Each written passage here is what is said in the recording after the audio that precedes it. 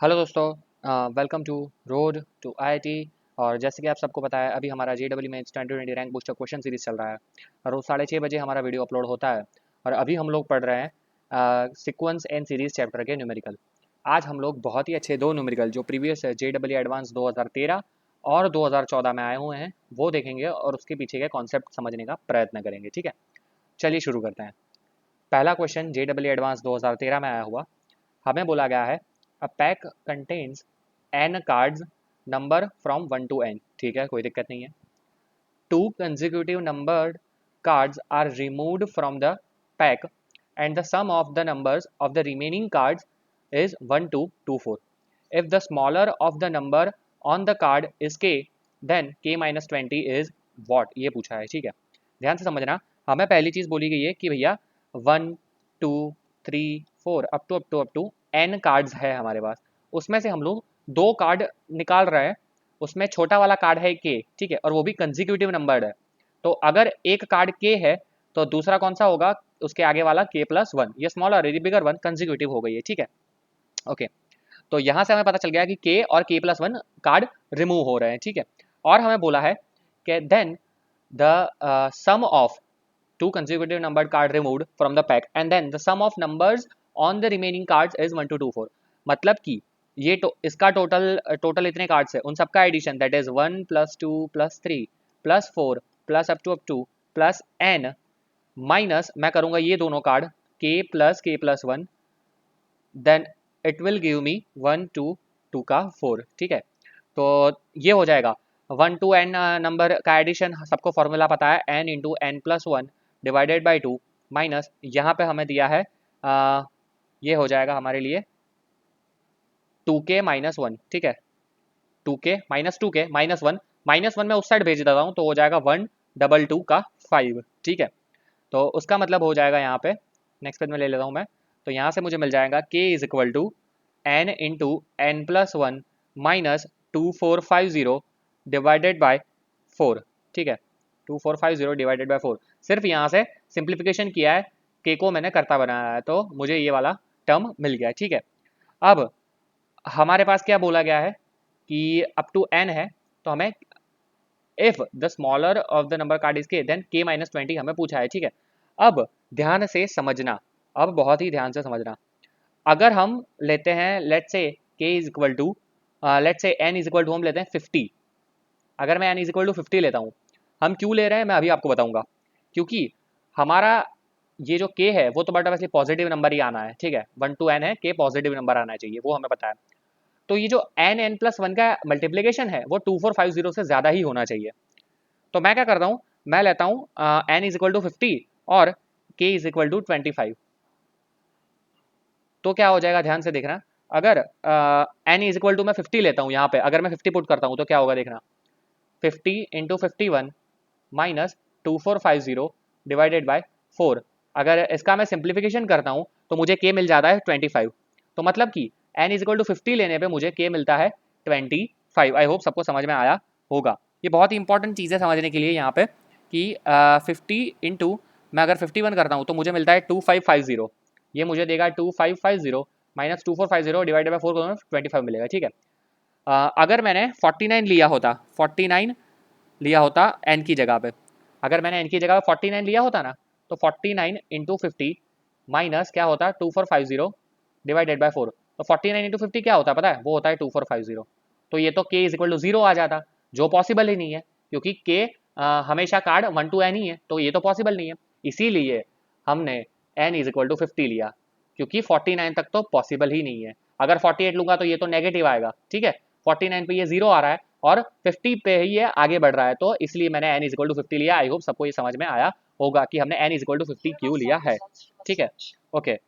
अब इसके हिसाब से हमारा आंसर क्या आ गया, k का हमारा आंसर मुझे मिल गया है k इज इक्वल टू 25। और मुझे पूछा था k -20, दैट मीन्स कि 25 - 20 that is 5 is my correct answer. I hope सबको समझ में आया होगा। तो यहाँ पे मेरा आंसर आ जाएगा 5, ये मेरा करेक्ट आंसर है।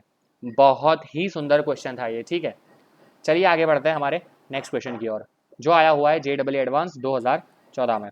ठीक है, यहाँ पे मुझे बोला गया है कि let a, b, c positive integers such that b by a is an integer.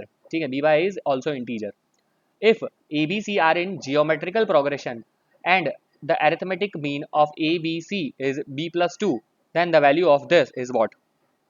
ठीक है, I will say this is also a good question. ठीक है, अब ध्यान से समझना, यहाँ पे बोला गया है a comma b comma c are in GP.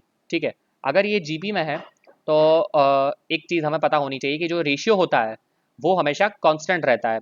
That means कि b by a is equal to c by b is equal to r. तो यहाँ से मैं लिख सकता हूँ कि b is equal to a into R हो जाएगा मेरे लिए. ठीक है, यहाँ से मैं लिख, बहुत सिंपल प्रॉपर्टी है. ठीक है, ये सबको पता है. और इसी तरह से मैं लिख सकता हूँ c इज इक्वल टू, यहाँ से इन दोनों को लेके c इज इक्वल टू क्या हो जाएगा, b into R. But b क्या है, a इंटू आर, तो ये हो जाएगा a r का स्क्वायर. और ये भी सबको पता है, जियोमेट्रिकल सीरीज ऐसे ही बनती है, a R square A R cube, इस तरह से ही आगे बढ़ती है. ठीक है, तो यही मेरा फर्स्ट थ्री टर्म्स है, ए आर और ए आर स्क्वायर. ठीक है, ओके, कोई दिक्कत नहीं. और उसमें भी बोला गया है कि जो b बाय है, मतलब r जो है, यहाँ पे r ही है b बाय, वो क्या है, इंटीजर. दैट मीन्स कि यहाँ पे बोला है r इज एन इंटीजर. ठीक है, चलो ये तो सब क्वेश्चन में बोला गया है. ठीक है, अब बहुत ही इंपॉर्टेंट चीज वो बोला है कि am arithmetic mean of a comma b comma c is b plus 2, ये मुझे बोला है. ठीक है, अब तीन नंबर्स का अरिथमेटिक मीन क्या होता है, a plus B plus C divided by 3, ये होता है अरिथमेटिक मीन. अगर 4 नंबर होते तो उन चारों का एडिशन डिवाइडेड बाय 4 होता, बट ऑब्वियसली चीज़ है. ठीक है, इज इक्वल टू दिया है b प्लस 2. क्रॉस मल्टीप्लिकेशन करता हूँ मैं इसका, तो मुझे क्या मिलेगा, a plus B plus C is equal to 3b plus 6. अब ध्यान से देखो, मुझे अगर सीरीज फाइंड करनी है तो मुझे एक ही टर्म चाहिए, क्योंकि मेरे पास एक इक्वेशन है. तो अगर मुझे a मिल जाए तो मैं बाकी सब फाइंड कर सकता हूँ. तो मैं पहले क्या करूँगा, सबको एक ही इक्वेशन में कन्वर्ट करने का ट्राई करूँगा. तो यहाँ a तो है वैसे का वैसा, b मुझे पता है, b मुझे क्या पता है, ए आर, b की जगह मैंने ए आर लिख दिया, प्लस c मुझे पता है, c क्या है, ए आर स्क्वायर, यहाँ पे ए आर स्क्वायर लिख दिया.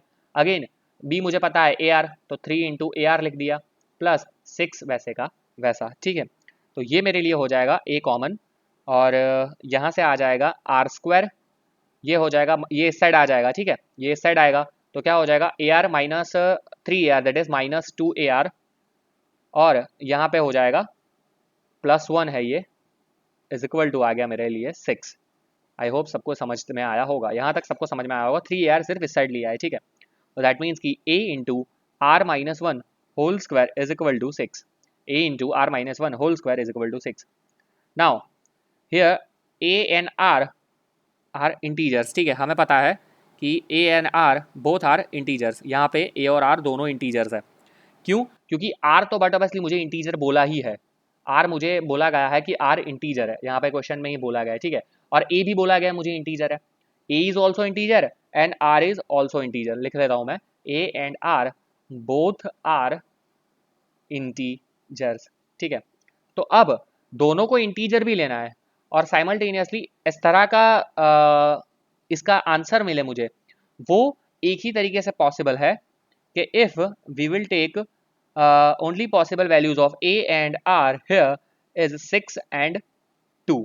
ठीक है, कि अगर मैं a इज इक्वल टू लेता हूँ 6 और r इज इक्वल टू लेता हूँ 2, तभी ये पॉसिबल है.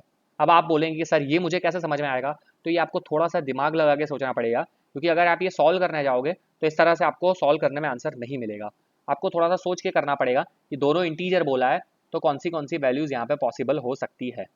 आर की वैल्यू हम ले सकते हैं 1 2, इस तरह से 1 लेके तो 0 हो जाएगा, तो पॉसिबल नहीं. 2 लेके हम ट्राई करेंगे तो तुरंत हमें मिल जाएगा a इज इक्वल टू 6. तो यहाँ पे यही एक पैर ये इक्वेशन सेटिस्फाई कर सकता है, a is equal to 6 and r is equal to 2. अब तो मुझे a इज इक्वल टू 6 मिल गया है, तो मेरा काम खत्म. मुझे ये फाइंड करना है. ठीक है, तो यहाँ पे मैं a is equal to 6 put कर देता हूँ, तो 6 का whole square plus 6 minus 14 divided by 7, तो ये हो जाएगा 36 प्लस 6 माइनस 14 डिवाइडेड बाय 7, तो ये हो जाएगा 28 बाय 7, दैट इज की 4, which is my correct answer. I hope सबको समझ में आया होगा, 4 इज़ माई करेक्ट आंसर. ठीक है, बहुत ही अच्छा क्वेश्चन था ये भी. देखिए, हम कॉन्सेप्ट से प्रीवियस क्वेश्चन में इसीलिए ले रहा हूँ, हमेशा मैं प्रीवियस क्वेश्चन पे फोकस करता हूँ, क्योंकि वो डाले ही गए हैं, क्योंकि उसमें कुछ छुपा हुआ है, कुछ अच्छा कॉन्सेप्ट उसमें छुपा हुआ है. काफ़ी सारी चीज़ें हमें सीखने को मिलती हैं और एक अप्रोच भी सीखने को मिलता है। ठीक है, 3 लेक्चर हो चुके हैं हमारे, एक और लेक्चर इस पे आएगा और उसके बाद हम नया चैप्टर स्टार्ट करेंगे। ठीक है, so that's it for this video guys. अगर वीडियो पसंद आया तो लाइक कर दीजिए, शेयर कर दीजिए और कमेंट करना ना भूलें। ठीक है, चलिए मिलते हैं नेक्स्ट लेक्चर में, तब तक के लिए धन्यवाद।